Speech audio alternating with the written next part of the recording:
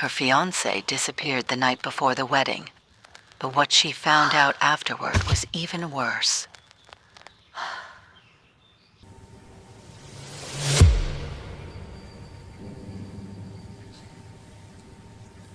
From rock bottom.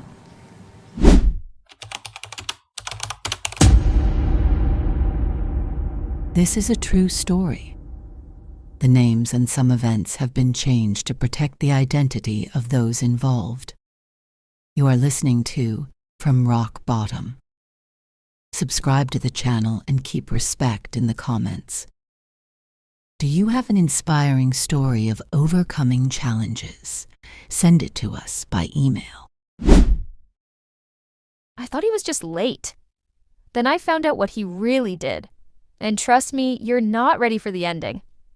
I used to believe that love like this only existed in the movies, but then I met him. He wasn't just charming, he was magnetic, the kind of man who could walk into a room and make everything else blur into the background. From the moment we locked eyes, something shifted in me. It was like the universe whispered, "There he is." We met at a friend's birthday party. It wasn't even supposed to be a big deal. I almost didn't go, but thank God I did.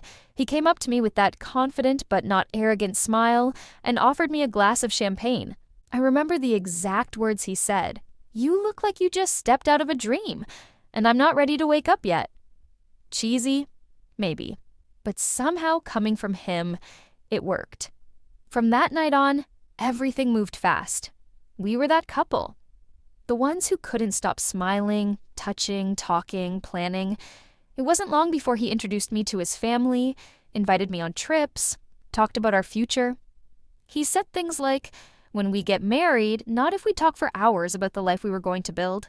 A dog, a little house outside the city, Sunday morning pancakes, matching mugs, a garden. 2 years flew by like nothing. And then one evening he surprised me with the most magical proposal. Under a canopy of fairy lights in our backyard, with all our closest friends secretly watching from behind the bushes. Of course I said yes. And just like that, we dove headfirst into wedding planning. Now, I've always dreamed of my wedding day, not in a bridezilla way, but in a "this is the biggest day of my life" kind of way. I wanted it to be perfect. Not for Instagram, not for show, but because it was the start of something sacred. We chose a gorgeous vineyard just outside of town, the kind of place where the sun sets in golden streaks across the hills, and the air smells like lavender and fresh earth. Elegant but simple, romantic but not over the top. I picked a local string quartet.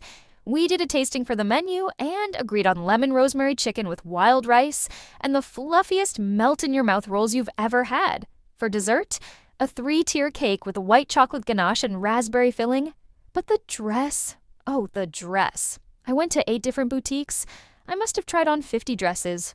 But when I slipped into that one, I just knew it was custom-made, soft ivory satin with delicate lace sleeves, a low back, and the most subtle shimmer when the light hit it just right. I cried when I put it on. So did my mom. Everything was set.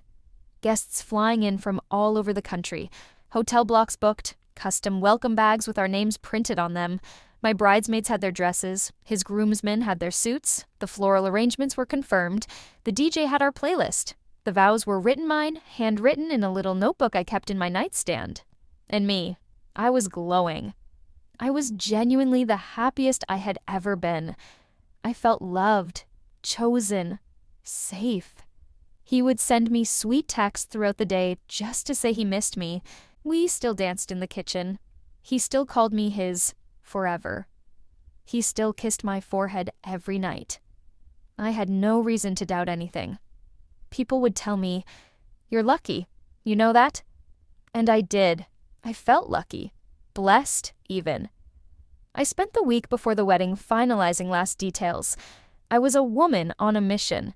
Seating charts, table settings, a last-minute switch in the wine selection. I barely slept, but I didn't care. The adrenaline, the excitement, it was all worth it. I remember standing in the vineyard the day before the wedding, watching the crew set up the lights, the arch, the tables.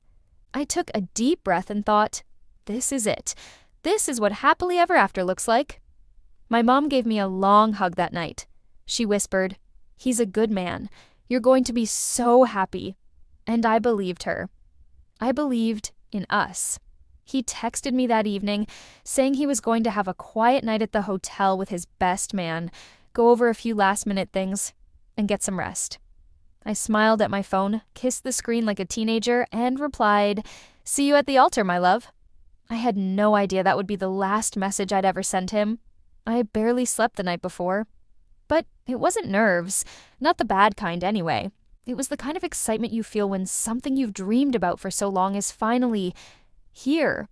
Like waking up before your alarm on the first day of a big trip, heart pounding, mind racing.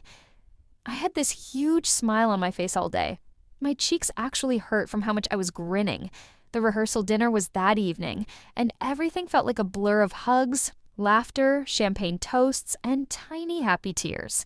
My dad gave a speech that made the whole room tear up. He talked about how he knew I'd found someone special the day I came home, glowing like the sun. My mom added something about how love is a choice you make every day. His mom called me the daughter she never had, and I remember feeling this huge warmth in my chest. And he was there too, but looking back now, he was a little quiet. Not distant exactly, but off. His smile was there, but it didn't quite reach his eyes. I caught him checking his phone more than once during the dinner. At one point, I asked if everything was okay, and he gave me a soft kiss on the forehead and said, "Just tying up some loose ends, babe. Tomorrow's going to be perfect." I believed him. Why wouldn't I? After dessert, after speeches and slow dancing with our parents, he walked me to my car. I had made plans to stay at a nearby cottage with my bridesmaids. We wanted the full night before experience. Face masks, matching pajamas, a couple of glasses of Prosecco. Nothing wild, just cozy. He pulled me aside and kissed me again, deeper this time. He tucked a strand of hair behind my ear, looked at me for a long second, and said, "I love you so much. I'm just going to take care of one last thing tonight, and then I'll see you tomorrow at the altar." "One last thing?" I asked, confused. He smiled. "It's a surprise." That made me laugh. He was always doing sweet little things like that. Surprises, notes in my bag, favorite candy bars on bad days. That's who he was. Thoughtful, romantic. So I didn't think twice. I kissed him back and got into the car. The night with my bridesmaids was exactly what I needed. We wore sheet masks, painted our nails, and shared old stories. They teased me about how I kept checking my phone, but I was just excited. I turned my phone to silent eventually. I didn't want anything disturbing my sleep. I needed to be well rested for the biggest day of my life. At one point, I stepped away and stared at my dress, hanging quietly in the corner of the room. It looked like something out of a magazine, my dream dress, and I was about to marry the man of my dreams. Everything felt so right. I curled up in bed, heart full, head spinning in the best way, and then I drifted off to sleep. When I woke up the next morning, the first thing I felt was joy. That giddy, floaty kind of joy that makes you sit up a little faster than usual. The sun was streaming through the windows. The birds were literally chirping outside. It felt like a fairy tale. I reached for my phone to check the time and noticed I had no new messages from him. We usually texted first thing in the morning, just a "good morning, beautiful," or "I can't wait to see you." But okay, maybe he was sleeping in. Big day and all. I took a shower, started hair and makeup with the girls, and as the morning ticked on, I started feeling this weird knot in my stomach. I texted him, "Good morning, love. Can't wait to see you. Let me know when you're heading to the venue." No reply. I waited. I refreshed my messages. I texted again, lighter this time. "Don't ghost your bride." Still nothing. I called him, straight to voicemail. That's when the cold chill started at the base of my spine. I called his best man. No answer. I called his mom. She didn't pick up either. My bridesmaids noticed my face go pale and started asking questions. I tried to brush it off. Maybe he's just running errands. Maybe his phone died. Maybe he's... I couldn't even finish the sentence. I checked my phone again. No texts, no missed calls, no nothing. I called the venue. They said no one had arrived yet from the groom's side. The florist showed up, the photographer showed up, my parents were already there, getting everything ready. The officiant texted me to say he was en route. But him? Gone. By noon, I was panicking. Like, full-on heart racing, chest tightening, hand-shaking panic. One of my bridesmaids tried to calm me down with breathing exercises, while the others frantically made calls. His mom finally answered and said she hadn't spoken to him since the night before either. She sounded confused, worried, but not surprised. I couldn't process anything. I kept staring at my phone and thinking any second now it would light up. Any second he'd call, he'd text, he'd walk through the door and laugh and say it was all some crazy mix-up, that he overslept, that his phone broke, that he was here now and everything was fine. But that call never came, and in that moment, standing there in my wedding robe with mascara already smudging down my cheeks, I realized he was gone. I think the worst part wasn't that he disappeared. It was that everyone else knew before I did that something was wrong. I showed up at the venue in a soft white robe with rollers in my hair and my best friend holding my makeup bag. I was still hoping, praying, that he would just show up and explain everything, that I was being dramatic, that I'd misunderstood, that everything was still happening as planned. But as soon as I walked through the side entrance and caught the look on my wedding planner's face, I knew you can't fake that kind of panic. Her smile was too tight. Her eyes darted to my maid of honor like she was silently asking, "Has she been told yet?" And then quickly looking away when I made eye contact. I tried to laugh it off. "Is everything okay?" I asked, even though my stomach was turning. She blinked too fast and said, "Everything's great. We're just making some adjustments to the schedule." Adjustments. That's what she called it. Adjustments. Like my entire wedding wasn't slowly collapsing in real time. Still, I let myself be ushered into the bridal suite. My hairstylist started pinning curls and asking if I was excited. I nodded, but my hands were cold. I kept checking my phone. Over and over and over. 12 missed calls to him. 4 to his best man. 2 to his mom. 1 to his sister. No one answered. I was still clinging to hope when the photographer knocked on the door. He was supposed to do getting ready shots. The cute ones where the bride pops champagne with her bridesmaids, or poses by the window with her veil draped behind her like a cloud. But he didn't even lift his camera. Instead, he looked down and mumbled, "They're asking if you want to delay the ceremony." Delay the ceremony? I stared at him like he was speaking a different language. What do you mean?" I asked. He looked so uncomfortable. I felt bad for him. He wasn't supposed to be the one to deliver that kind of message. They just haven't been able to reach the groom yet. The groom. As if he was some random person, not my fiancé, the man I loved, the man I was supposed to marry in less than 2 hours. I felt my heart drop. I excused myself, stepped into the hallway, and called his number again. Voicemail. Again. Voicemail. The wedding planner followed me out, gently took my arm and said, "We can stall. We can tell guests there's been a delay. Maybe he got caught in traffic or..." "Traffic?" I snapped. I wasn't proud of my tone, but come on. He wasn't in traffic. He was gone. Still, I nodded like I was fine. Like I wasn't unraveling. I forced a smile and said, "Let's wait an hour." She nodded, relieved. But I could feel the pit in my stomach spreading. That hour? It was the longest of my life. I stood in front of the mirror as my friends fixed my veil. Someone brought me a glass of champagne, but I couldn't drink it. My throat was too tight. The guests had started arriving. People I hadn't seen in years were walking into the venue, all dressed up, smiling, taking selfies. My aunt flew in from Texas, my cousin brought her newborn, my college roommate had driven 6 hours with a broken AC, and here I was, hiding in a back room, waiting for a man who had vanished. I heard laughter echoing from the ceremony space, then whispers. I saw one of his groomsmen pacing outside. Another was on the phone, clearly arguing with someone. The tension was growing. I could feel it in the walls. My mom finally came in, her face pale. She pulled me aside and whispered, "Sweetheart, Are you sure he's okay? I don't know, I said. I don't know anything right now. That's when the whispers started turning into full-blown murmurs. My dad came into the bridal suite. He was sweating through his suit. We've got 140 guests out there and no groom, he said, trying to keep his voice steady. Do you want to make an announcement? An announcement. I wanted to scream. Instead, I asked for 10 more minutes. I locked myself in the bathroom and cried. Not soft tears either. I'm talking sobbing into a tissue, mascara streaks down my cheeks, chest heaving like I'd been running. My makeup artist knocked once, then stopped. I looked in the mirror and didn't recognize myself. This wasn't how it was supposed to go.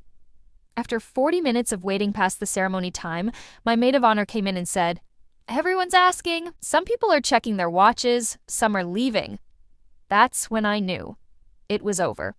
Not just the wedding, the illusion. The illusion that he was the man I thought he was. The illusion that we had something real. The illusion that I was about to start the happiest chapter of my life. I stepped out of the suite, walked straight into the center of the venue, and saw the looks on people's faces.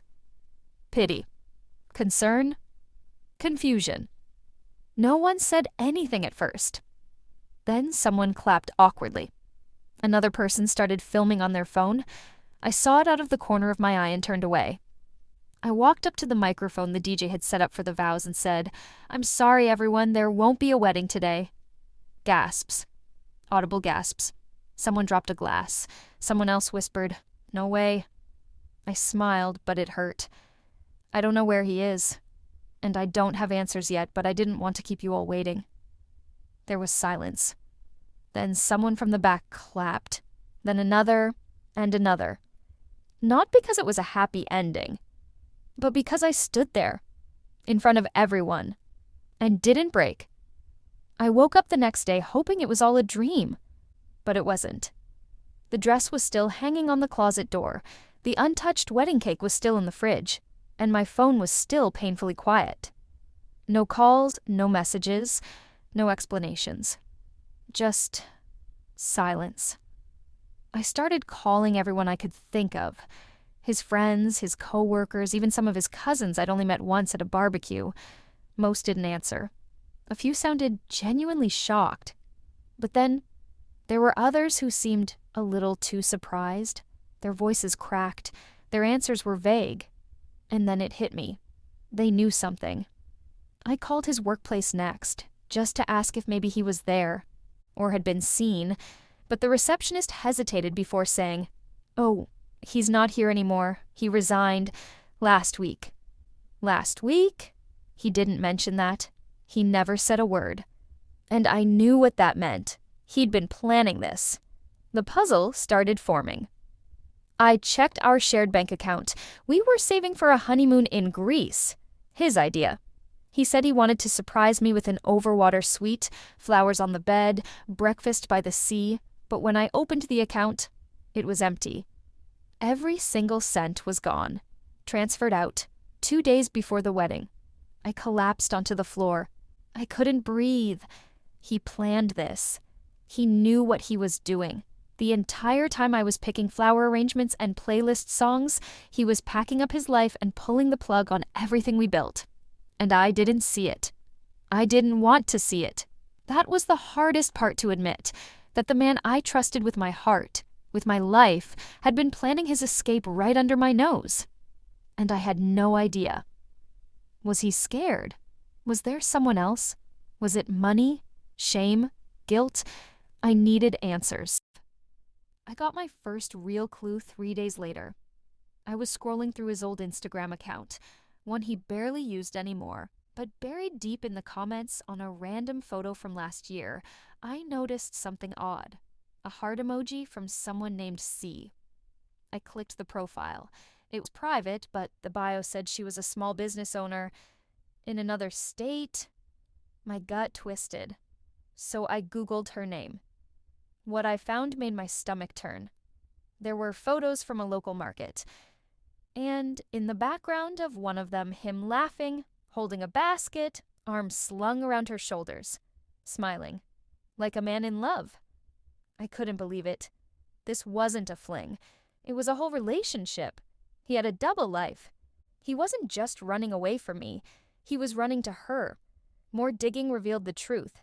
He'd been going back and forth between cities for nearly a year. Weekdays here, weekends there, and all that time, he was lying to both of us. He told me he had business trips, work emergencies, family issues. And I believed every word. Because why wouldn't I? When I found her Facebook, I almost didn't click. But curiosity won. Her cover photo, a small boutique shop. His car was parked in front. And her most recent post? A ribbon-cutting ceremony for her new store. She tagged her business partner, him. My mouth went dry. He had used our wedding money, my savings, our joint account, to invest in her dream. Not mine, hers. The betrayal hit me like a tidal wave. I felt like my memories had been rewritten. Every moment of love, every promise, every kiss, it all felt fake. Had he ever loved me? Or was I just convenient? I reached out to her. I didn't expect her to respond, but she did. And when I told her who I was, she cried. She had no idea I existed. He told her I was an ex who wouldn't move on, that I was obsessed, that I was delusional. We talked for hours, traded stories, compared dates. And we realized he never missed a beat. Birthdays, holidays, Valentine's Day. He'd double up, fly overnight, claim work, or family, or illness. He was that committed to the lie. I felt like I was in a movie, like this kind of thing didn't happen in real life. But it did. And it happened to me, and to her, and maybe even to someone else for all we knew. I wanted to scream, to burn everything, to drive across state lines and expose him in front of her shop with a megaphone. But instead, I cried. Then I got angry. Then something shifted. The pain turned into fire. And the fire turned into fuel. Because I realized I wasn't the pathetic one. I wasn't the fool. I wasn't the liar. He was. I gave everything. My trust, my love, my time, my dreams. And he chose to destroy it. So now, I was going to rebuild. On my terms. Without him. For a while, I didn't know who I was anymore. I wasn't a bride. I wasn't someone's fiancé. I wasn't even the woman who had her wedding ruined. I was lost. But one morning, I woke up and realized I didn't want this pain to be my story forever. I didn't want to be remembered as the woman left at the altar. That couldn't be the end of my narrative. So I made a decision to fight for myself. It started small. I booked a therapy session. Just one. I wasn't sure if I'd even go through with it, but I did. And in that first hour, I cried more than I had in weeks. But I also said something that changed everything. I don't want this to define me. The therapist looked at me and said, then it won't. And that was it. The seed was planted. I started going weekly. I wrote down every nightmare, every memory, every moment that haunted me. I unpacked it all, piece by piece. I realized how much I had ignored my own voice during the relationship, how much I had twisted myself to fit into his idea of love. I had been bending so much I forgot I could stand tall. I needed to feel less alone. So one sleepless night, I typed my story into an online forum. I didn't expect much, just needed to release it. But the response was overwhelming. Dozens, no, hundreds of women replied. Some had gone through the same thing. Others were still healing. Some just wanted to send love. And for the first time since the wedding, that never happened, I didn't feel invisible. I felt seen. That gave me the courage to take the next step. I booked a solo trip. Just me, a carry-on bag, and no plans. I flew to the mountains, rented a cabin, hiked alone, drank wine under the stars, cried, laughed, screamed, meditated, danced in the kitchen. It was the most alive I'd felt in years. No man, no lies, no veil, just me. When I got back, I knew I had changed. And I didn't want to go back to my old life. The same apartment, the same streets, the same ghost of a man lingering on every corner. So I moved. New city, new zip code, new energy. I signed up for a design course, something I'd always wanted to do but never had the courage. I met new people. I redecorated my space. I bought a new wardrobe, chopped my hair, painted my walls pink, and then I bought a ring. Not for anyone else, for me. It wasn't flashy, just a simple gold band, but it meant everything. I wore it on my middle finger as a symbol of something sacred, a commitment to myself, to never settle again, to always listen to my intuition, to be my own home. Grief doesn't go away overnight. It doesn't disappear just because you move or travel or cut your hair, but it softens, it shifts, and eventually you begin to feel something you never thought you'd feel again: hope. 1 year later, to the day, I sat in a cafe with a pen in my hand and a blank sheet of paper in front of me. I didn't know what I was going to write, but I knew who it was for. Him. The man who disappeared.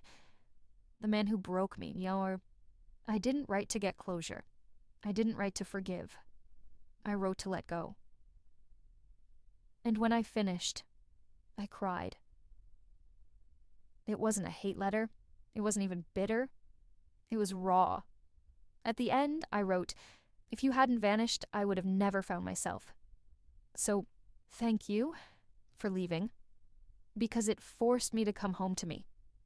I didn't send it. I folded it gently, placed it in a small box, and burned it that night under the moonlight. It felt like a ceremony, like a rebirth. But that wasn't the end, because I had one more thing to do. I planned another wedding. But this time, there was no groom. It was just me. I invited my closest friends, the ones who had held me when I was shaking, fed me when I forgot to eat, stayed on the phone with me for hours when I couldn't sleep. They wore pastels. I wore white. I stood in a garden surrounded by flowers and read vows, not to someone else, but to myself. I promised to protect my peace, to cherish my joy, to honor my intuition, to never, ever abandon myself again. We popped champagne, took photos, laughed until we cried. And for the first time in what felt like forever, I felt whole. No missing pieces, no empty seat at the table, no ghost in the room. Just me, happy, healed, whole. Sometimes people ask me if I'd ever marry again, and I smile because maybe, one day. But I already had the most important wedding of my life, and I said yes. To me, the love of my life wasn't a man in a suit. It was the girl I almost lost in the middle of all that pain, the one who rose, the one who danced barefoot in her kitchen, the one who put her heart back together, the one who stood in front of her friends and chose herself. And the future, it's wide open, unwritten, unfolding. And I'm finally ready for it.